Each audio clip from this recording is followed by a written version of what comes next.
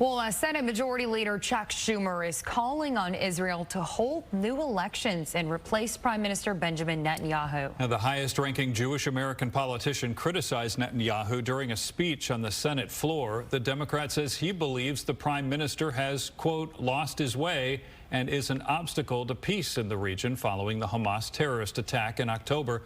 The warning comes as Democrats have stepped up public criticism on Israel amid a growing humanitarian crisis in Gaza.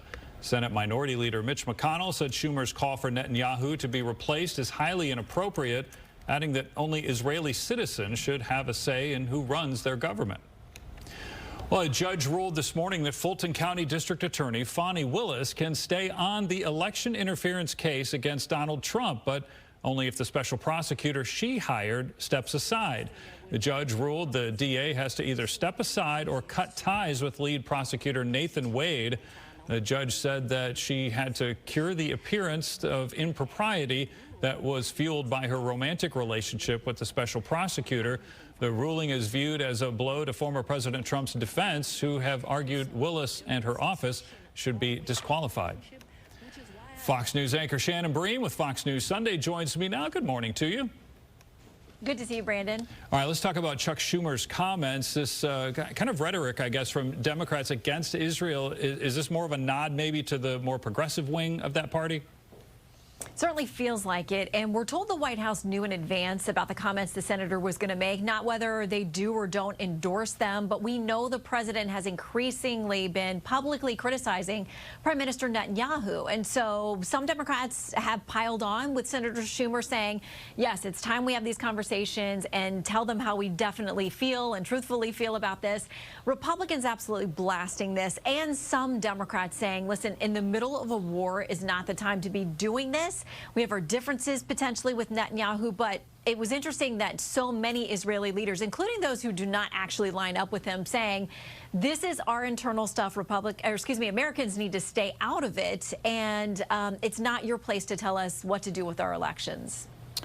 And then, boy, talk about the phrase, you'll never make everyone happy. This TikTok issue really has both sides fuming for different reasons. It does. And listen, it overwhelmingly passed in the House. The CEO of TikTok was on the Hill yesterday. Our reporters, everybody's chasing him around. He keeps saying this is an outright ban. Lawmakers keep saying, no, we're just saying there's got to be a divestiture of any Chinese ownership or connection to this company that gathers, data on millions and millions of Americans, not to mention around the world. And so there is nuance to this. House overwhelmingly passed it.